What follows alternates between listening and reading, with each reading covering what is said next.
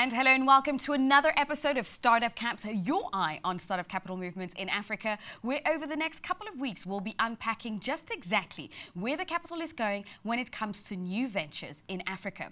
This week we're going to be looking into Fintech, which attracted a whopping $641 million in investments across the continent in 2023 alone.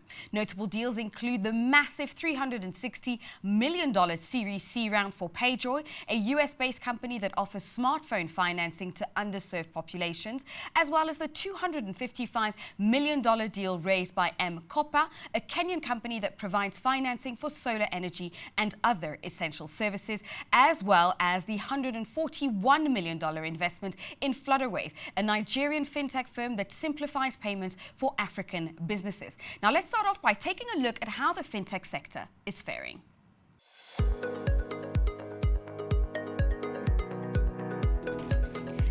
The fintech market is on a robust growth trajectory.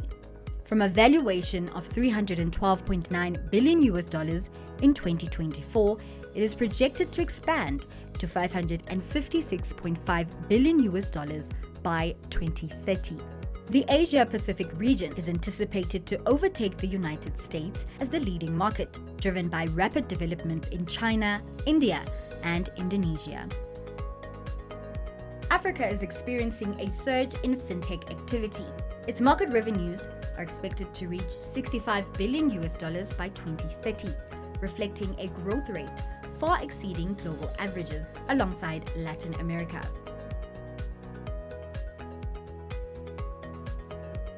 Fintech stands as a cornerstone of Africa's investment landscape, securing $9.8 billion over the past decade. The year 2021 witnessed a record with $3.2 billion raised, underscoring a robust trajectory. A notable highlight was a $260 million funding round for Egypt's M&T Halan, which catapulted it to unicorn status.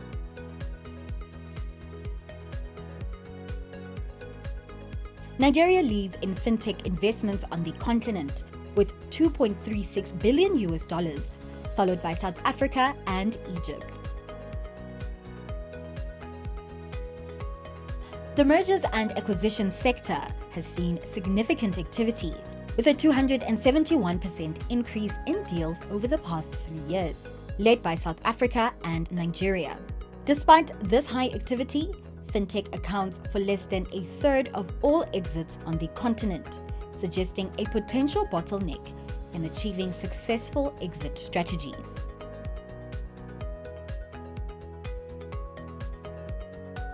The industry's future is sharply focused on sectors such as SME lending, banking as a service, and B2B payments.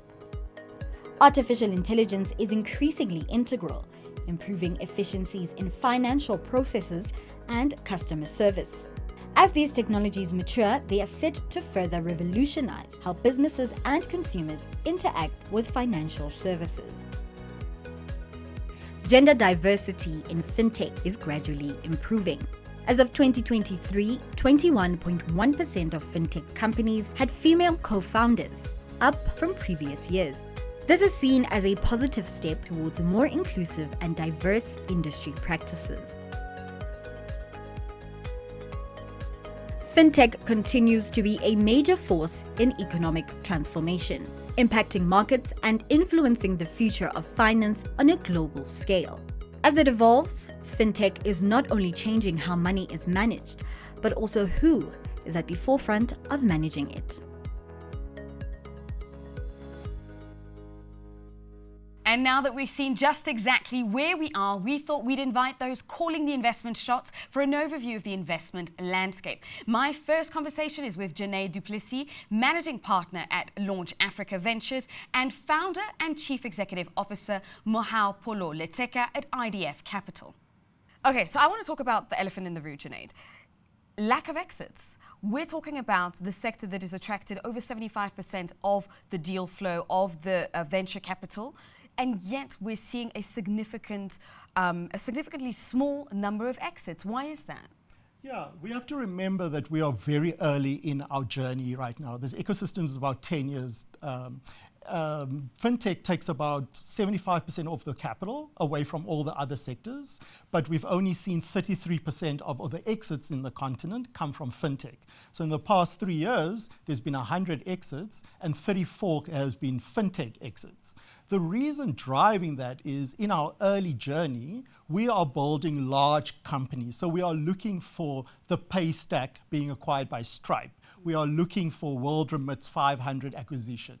What we are not looking for are the small exit opportunities, the ones that drive liquidity, that will ensure more investment in the ecosystem, that will produce second-time fintech founders that then acquire smaller founders. It's that circular environment that we're still building, but we also need those big unicorn exits in order to attract and put the Africa ecosystem on the map, the global map. And so we're in that interesting phase of building with the results coming in 5 to 7 years' time. So are we happy with the number of exits that we're seeing? Are investors satisfied with this level? Or is there a little bit of a frustration and a wanting to speed things up a bit? There's definitely frustration, Tanya. I think we have seen an increase in capital flowing to the African continent. But the big question that most investors are asking is, where are the exits? Even now, we are having our investor conference actually tomorrow, and one of the questions that has already been asked of us is, what is the exit path? So I think there's concern, but I think to Junaid's point, we are still a nascent sector. And my sense is that in looking at how exits have been done in South Africa, the big guys like to acquire small guys who are solving problems that they themselves are trying to solve and they haven't figured out how to do it. And I suspect that as fintech grows and becomes more robust, because the importance about with fintech is that it's about financial inclusion, isn't it? And most banks have not been able to crack the financial inclusion problem. So I think once the fintech scale and get to a level and size that big banks would be willing to acquire, I think that we're going to start seeing more activity, and we've seen it in the South African environment in particular.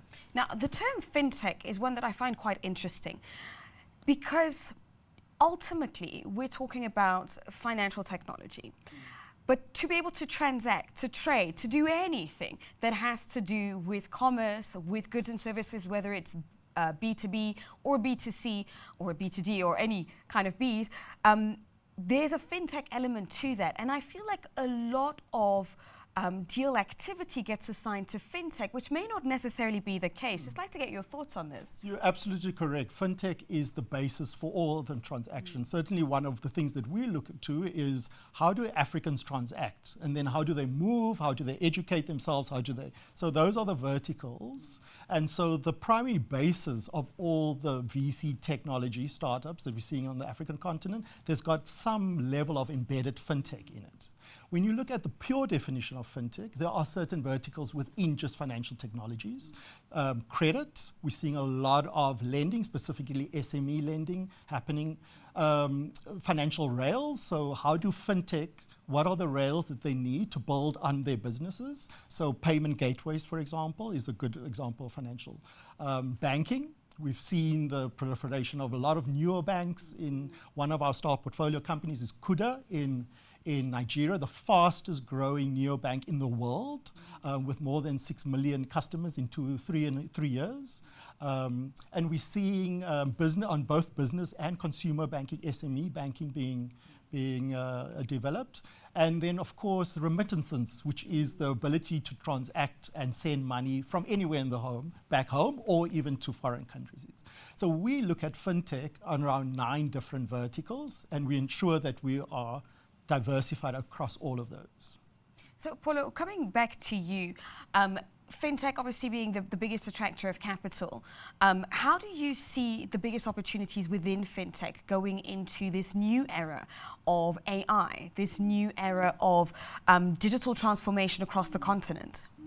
We're actually seeing very interesting tools being developed using AI, for instance, to help people access credit. So typically people would have, well, a lot of people would have bad credit scores and would not be able to raise capital from anywhere else. And we're finding that people are using behavioral assessments, as an example, through AI to determine whether Pulo is likely to service this loan that she's asking for or not, just based on my behavior. And they look at a number of data points using AI to do that. And we're also seeing, for instance,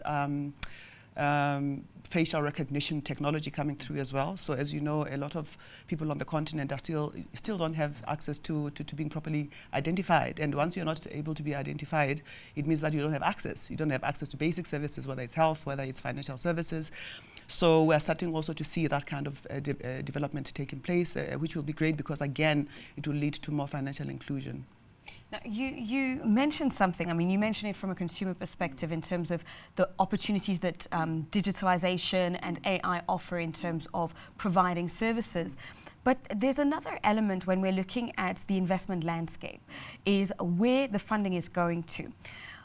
A thought that I had was the pipeline of investments, and I don't want to say investments actually, the pipeline of ready ventures that can take that level of capital. Is it a question of there being more startups in the fintech space, or is it because startup founders realize that there's a lot of capital available for fintechs? It's a combination of both. We have to remember that 500 million, 500, the number is the number, but 500 million, 600 million Africans are still without any access to financial services, right? 600 million is the entire Europe, just to put that into context, right? And so this ability to increase the quality of life of Africans, the basis of it is for me and you to transact, right? And to Paula's earlier point, the banks have been there for a long time, but they haven't really moved the needle. One, slow legacy systems and all the things that we're used to. The advancement of technology is so fast that companies can't keep up with it. So if I'm a founder, and a good founder, I will obviously say to me, where are the pockets of money?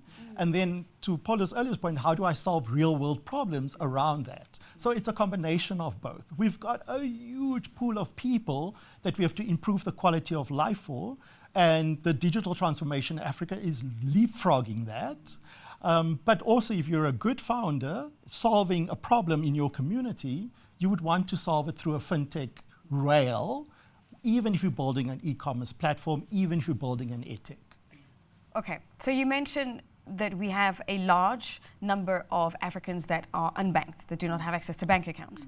But we also have a lot of Africans that do not have access to healthcare, to education. So how do we lay the priorities here? I mean, just like to get your thoughts on this, Paulo, in terms of the portion that fintech is getting. Look, I think to Janae's point, fintech is almost like the basis of every other solution that we're trying to find through technology. But I do think that you're right that there seems to be too much focus on fintech and not enough on everything else.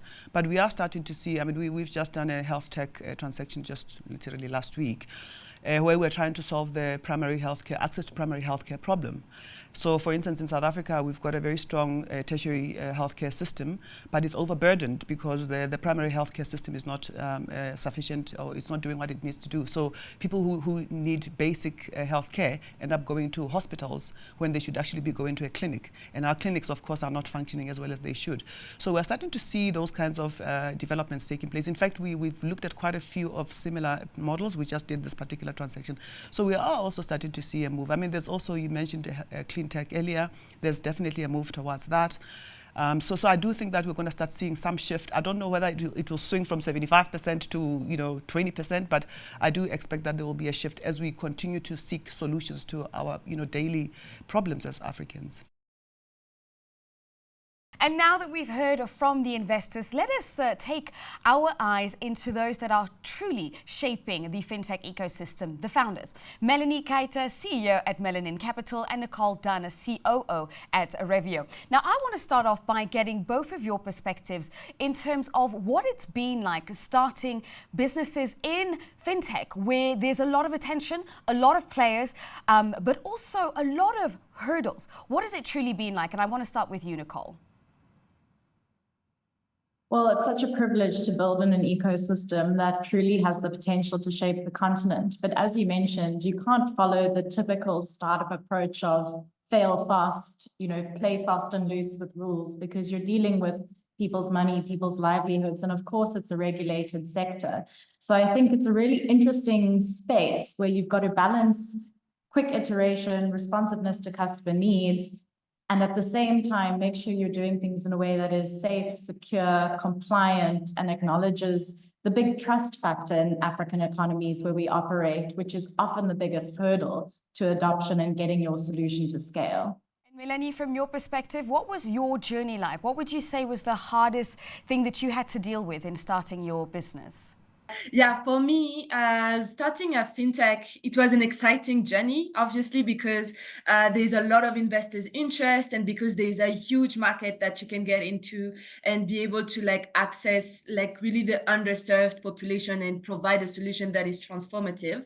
But at the same time, it's of course a difficult journey. First of all, because the fintech sector, like the financial sector in general, is really male dominated. So you have to also find your way as a woman and be able to get towards the fundraising race, I would say. And that's, I think, was my biggest hurdle, was to understand how to navigate the VC space and be able to understand how, as a fintech, we would be able to raise tremendous amount of money. When you look at the investment space and how the funds have been allocated, the fintech space always goes into very high rounds. And I think that it is a good aspect, but at the same time, you are really incentivized as a founder to go for the highest bidders and the highest tickets, when actually product market fit and understanding very well how to put the right product in the market and how to have as many customers and as much stickiness is a little bit more difficult. So for me, it was really this pre-seed, I would say, phase was very difficult to navigate, understanding which right product and which niche to get into, and then how to make sure that it fits with what VC investors are looking at, and be able to raise the pre-seed, and now what we are looking at raising the seed round.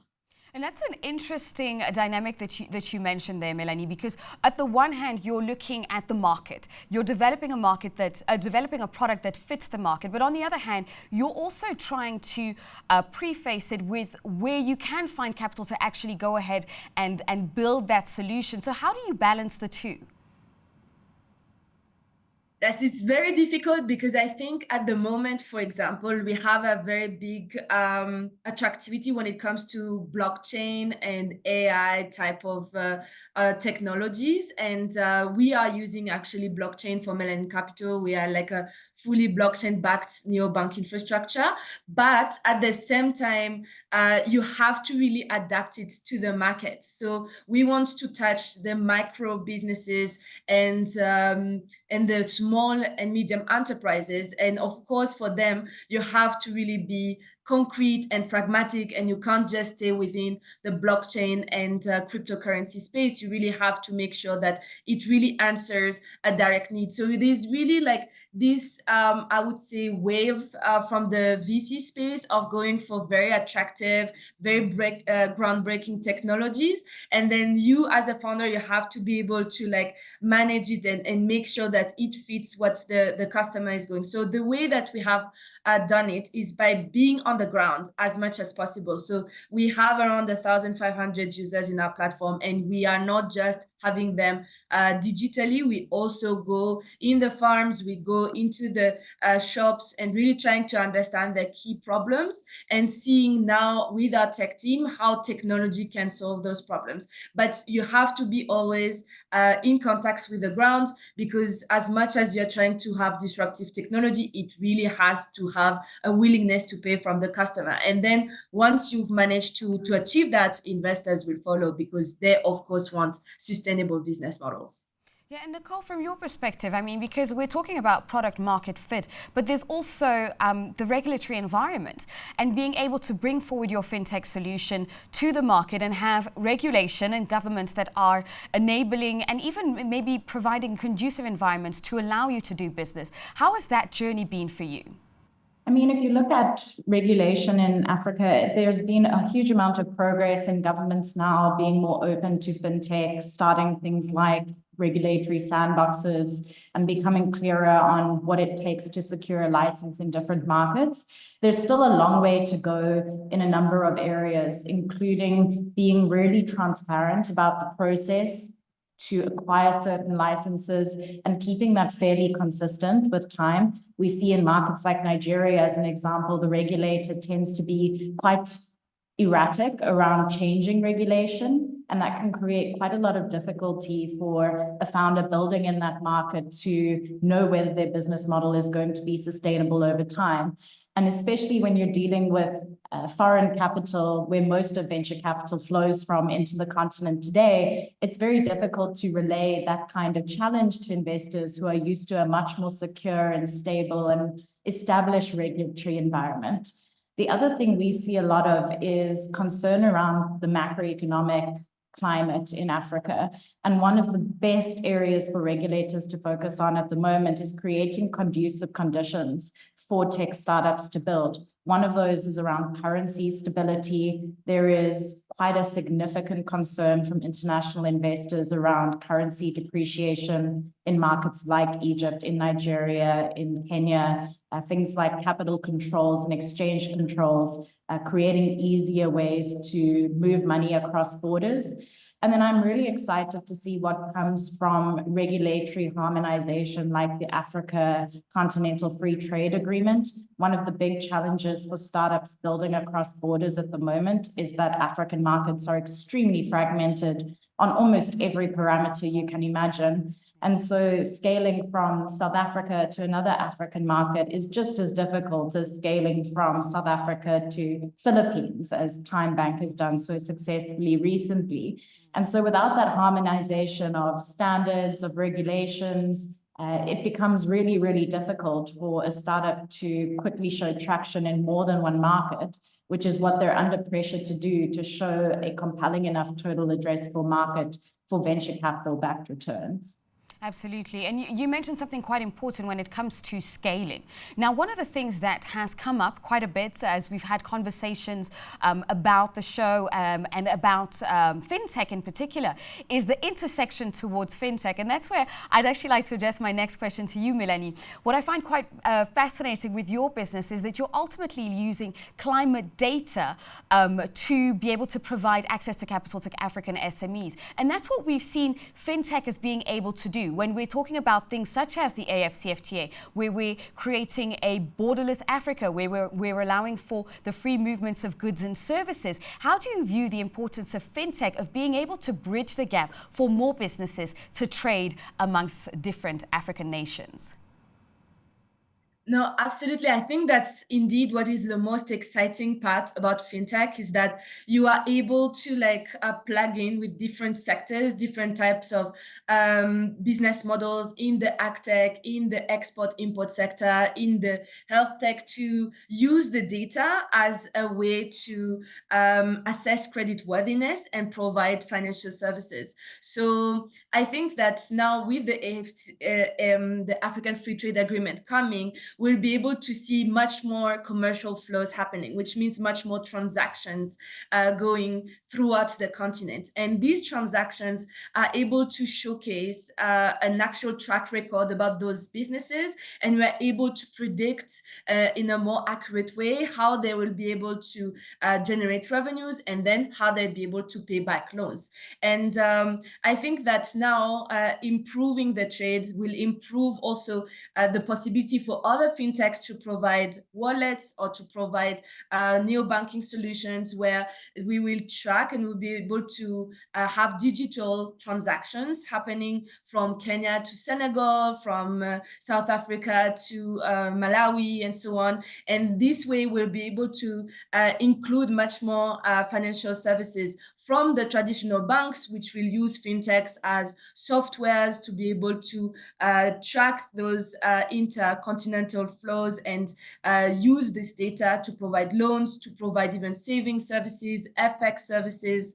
That would be something that I'm expecting to see, or even some fintechs that will use it more on a micro level and use algorithm and AI to provide automated direct cash financial funding, so such as like a direct like advance or working capital loans, so that those businesses are able to get cash very fast, and now being able to fulfill the orders across borders.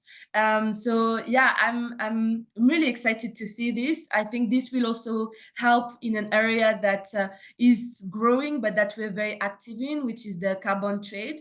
There is a lot now happening between within the carbon space, the carbon financing space, to be able to incentivize more companies to go green and be rewarded as such, and for polluters that are among our continents to kind of compensate their pollution by financing projects and businesses that are actually bringing solutions to the environment. And now being able to trade carbon, not only within Kenya, which is what we do thanks to the regulation of the Capital Market Authority here in the country, but being able to do it also within South Africa, that is a huge, for example, exporter in Kenya when it comes to food, then this will be definitely like widening climate action and help to finance more climate action around the continent. So it's a very exciting development that we are, as founders, really looking forward to. Brilliant, and we'll make sure to keep an eye on those developments. Thank you so much to the both of you for joining us today.